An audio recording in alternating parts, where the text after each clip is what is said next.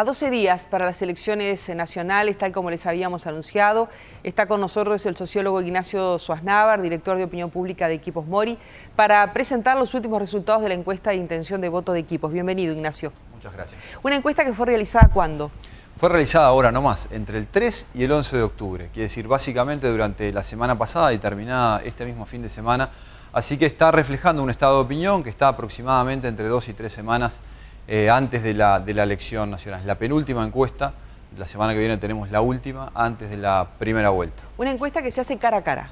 Efectivamente, es una encuesta que abarca, es representativa, digamos, del 100% de la población del país, porque parte de una muestra domiciliaria, parte de una muestra de hogares en todo el territorio nacional, tanto en Montevideo como en el interior, y en el interior tanto en zonas urbanas como en zonas rurales. Entonces no hay territorios excluidos en este operativo, que es un operativo de gran escala porque implica ir hasta el último rincón rural del Uruguay. Obviamente la distribución de la muestra en el territorio es proporcional al tamaño de población de cada departamento, es una muestra probabilística controlada por cuotas de sexoidad. Los detalles completos de la medición, como siempre, en www.equipos.com.uy. El margen de error máximo para las estimaciones que vamos a ver, como siempre, es del entorno de 3,7%. Bien, la gente está ansiosa, así que vamos a los números. Sí, perfecto.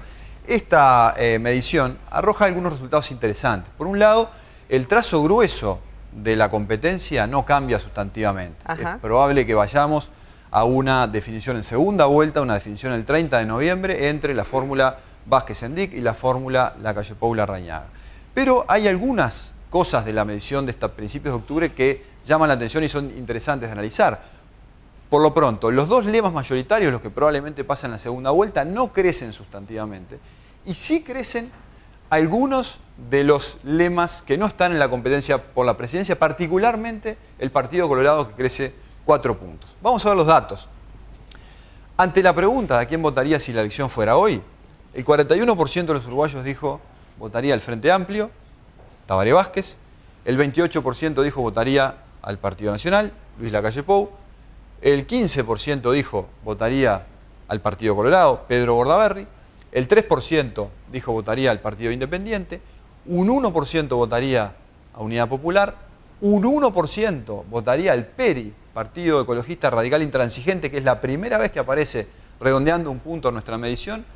Hay un 2% de personas que dicen que votarían blanco o nulo y hay un 9% de indecisos. ¿Cómo cambió esto, la medición de principios de octubre, con relación a las de principios de septiembre? Lo vamos a ver en la siguiente diapositiva, lo que les decía recién.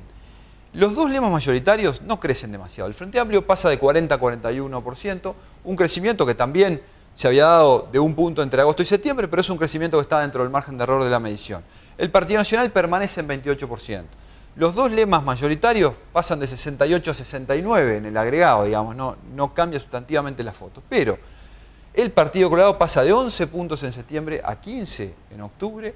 El Partido Independiente pasa de 2 puntos en septiembre a 3 en octubre. La Unidad Popular, que había aparecido, ¿se acuerdan?, por primera vez en septiembre con un punto, lo mantiene en octubre. Y el PERI, que no aparecía en septiembre, aparece con un punto en octubre. Si uno suma todo esto, que no son los dos lemas que probablemente pasen a segunda vuelta, esos lemas pasan de 14% en septiembre a 20% en octubre. Son 6 puntos de crecimiento, 4 de ellos obviamente respondiendo al Partido Colorado.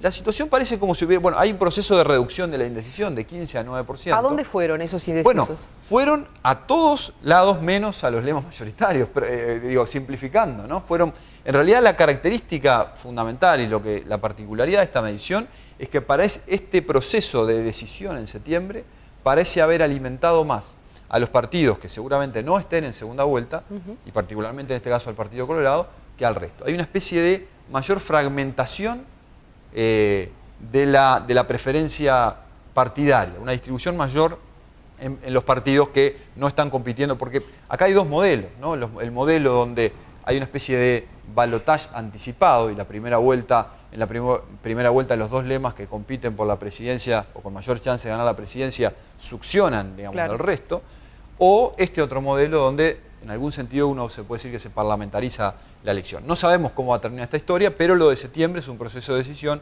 que más bien favorece a los lemas que no están en segunda vuelta. ¿Ese porcentaje de indecisos, si hacemos una comparación en perspectiva histórica, es elevado a esta altura del partido? No, es totalmente normal. A esta altura, en la primera medición de octubre del 2009, estamos más o menos en estos niveles. Ya en la última medición de 2009 estuvimos en 7%, o sea que es una proporción de indecisos absolutamente normal. Vamos a ver en la siguiente diapositiva una evolución de los datos un poquito más en mediano plazo. Vemos que el Frente Amplio efectivamente ha crecido de a un punto las últimas dos mediciones, pero aún se encuentra por debajo de los niveles en los que estaba al comenzar el año.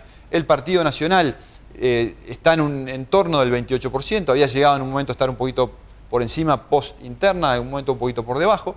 El Partido Colorado, que había caído post-interna, recupera y prácticamente se acerca a los niveles que tenía pre-interna. Y el Partido Independiente, por primera vez en el año, desde febrero, se encuentra en el 3% nuevamente, lo cual estaría al borde, digamos, de alcanzar el Senado para Pablo Mieres. Entonces, pasamos a la diapositiva siguiente, que en realidad es volver a la primera diapositiva. Lo que tenemos en última instancia es un escenario que, como decía al principio, no ha cambiado en su trazo grueso. Es un escenario donde el Frente Amplio está lejos de alcanzar una victoria en primera vuelta, que sería prácticamente imposible. Vamos entonces a una segunda vuelta.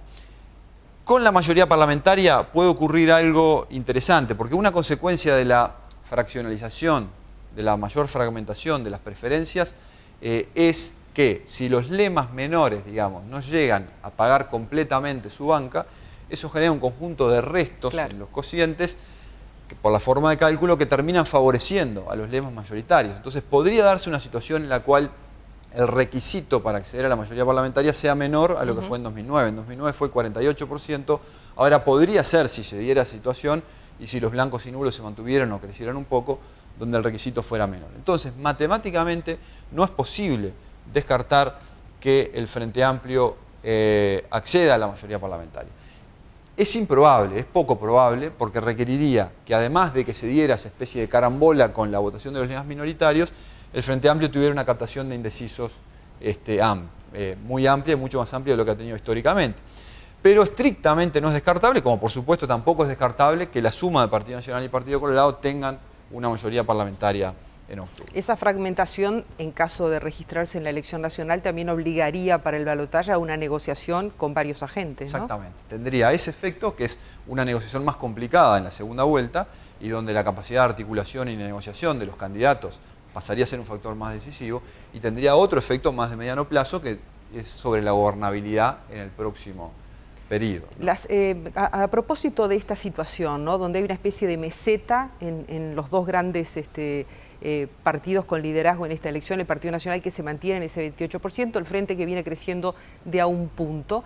Estamos en un punto agudísimo de la campaña, ¿verdad? Es decir, los candidatos están dejando todo su mayor esfuerzo, la militancia también, y sin embargo eso parece no reflejarse en el crecimiento en las encuestas, en movimiento en las encuestas. A veces son efectos que se anulan, ¿no? A veces uno crece de un lado y pierde en el otro. Esas cosas, las encuestas de este tipo no tienen capacidad de verlas, y también está digamos, si uno no hubiera hecho las cosas que hizo, quizá en realidad hubiera terminado perdido en terreno, ¿no? Entonces uno a veces tiene que hacer acciones de campaña que no es que tengan, o sea, la única forma de medir los efectos no es midiéndolos con el crecimiento. También la estabilización de un nivel electoral puede ser producto o puede costar mucho trabajo a los equipos de campaña. Entonces, ¿de qué va a depender esto? Básicamente de cómo se comporten estos indecisos en el tramo final.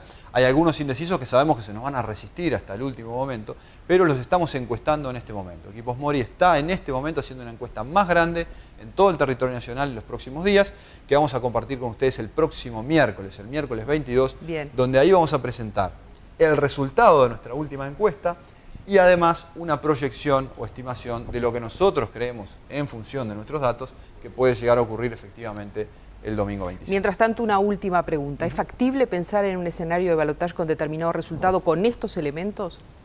¿Con estos ingredientes? No, yo creo que el resultado del 26, dependiendo cómo se configure, donde vemos que con muy poquitos puntos, tengamos en cuenta más que las encuestas tienen margen de error, que es algo que siempre comentamos. Entonces, el 41 quizás un poquito más de 41, un poquito menos que 41, y así para el resto de los datos. Entonces, del resultado real que se dé el 26 en la noche, arranca una campaña que a partir de esos resultados es completamente diferente. Recién post 26 vamos a poder medir bien el escenario que es más esperable o más probable para el 30 de noviembre, cuando definamos los uruguayos el presidente en la segunda vuelta. Ignacio Suaznávar, hasta la semana que viene entonces. Hasta la semana que viene. Muchas gracias.